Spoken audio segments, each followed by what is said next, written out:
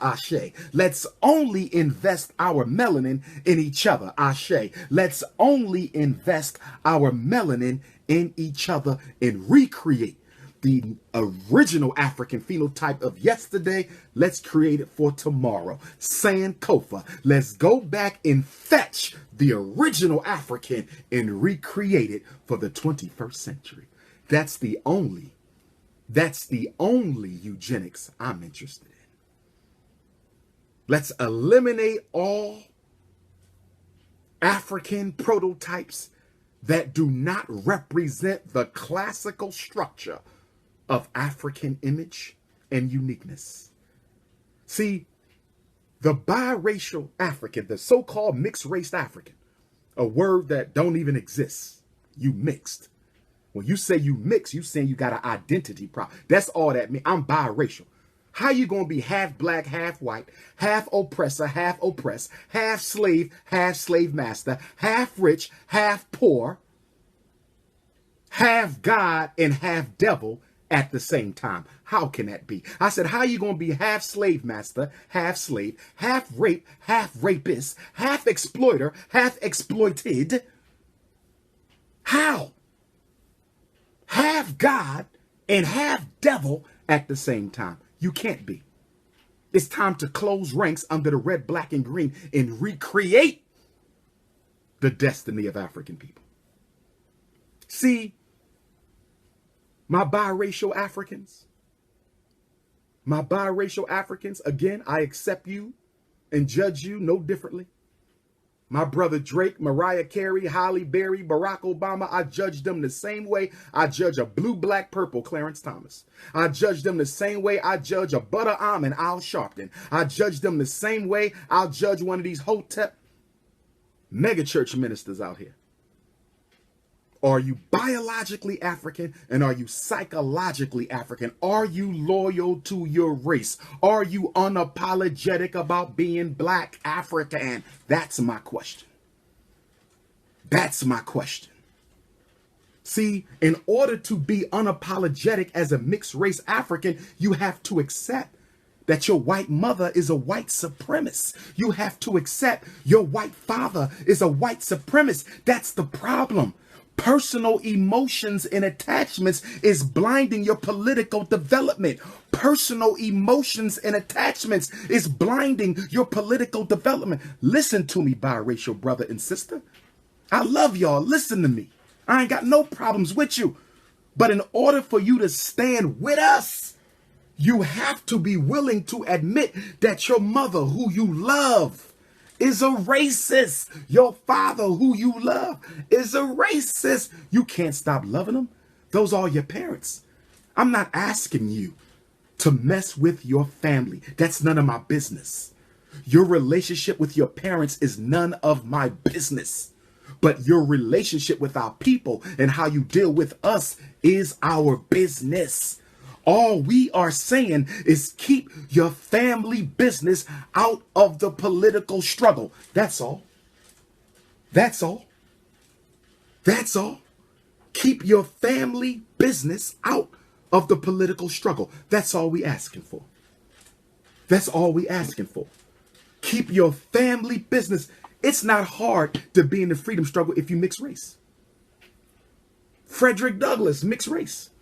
He committed an error late in life. Rest in peace to my ancestor, 4 times great-grand cousin and potentially uncle, the late great Frederick Bailey. Rest in peace to him. He made an error by marrying that white woman. Oh, yes, he did. But my problem with you coons is whenever Frederick Douglass' name comes up, you run straight to the white woman and you ignore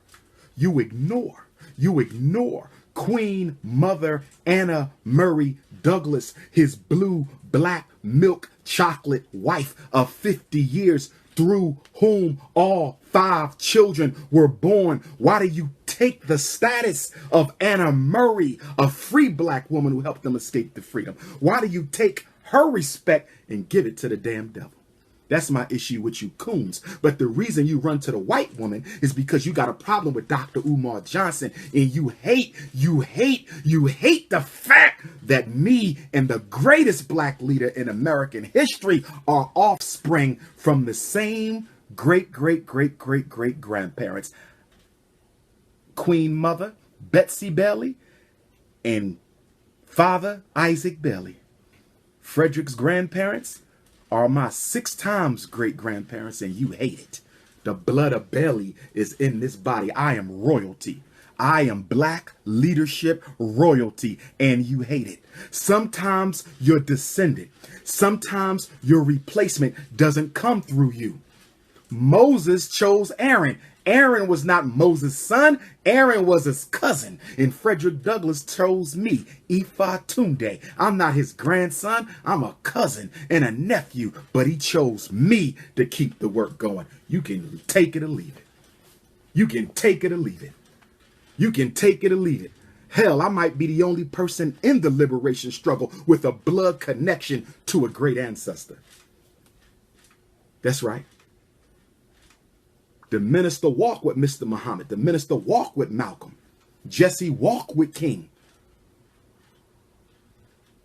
I have the DNA of a Frederick Douglass. Totally different connection. Shout out to the brothers and sisters in the Nation of Islam, by the way. Shout out to the brothers and sisters in the Nation of Islam, by the way. See, you call yourself biracial because you want that privilege that you'll never get. See, you say I'm mixed race. You want white people to hear. That's how you let white people know I'm a good Negro. That's how you let white folks know I'm acceptable. That's how you let white folks know I'm homogenized and pasteurized. I'm mixed race. You walk into a room looking just like Dr. Umar, some of you. Don't get me wrong. Most biracials look biracial. You can tell there's a mix. But guess what? A lot of y'all don't look no different than the rest of us. Frederick Douglass, once he became a man, as a child, he looked mixed. As a man, Frederick Douglass looked like the rest of us. Some of y'all look just like me. So if you are obviously African, why would you call yourself mixed race? If you are obviously African, why would you call yourself mixed race? If you are obviously African, why would you say I'm mixed race? Because you're trying to send out a coded message to white folks.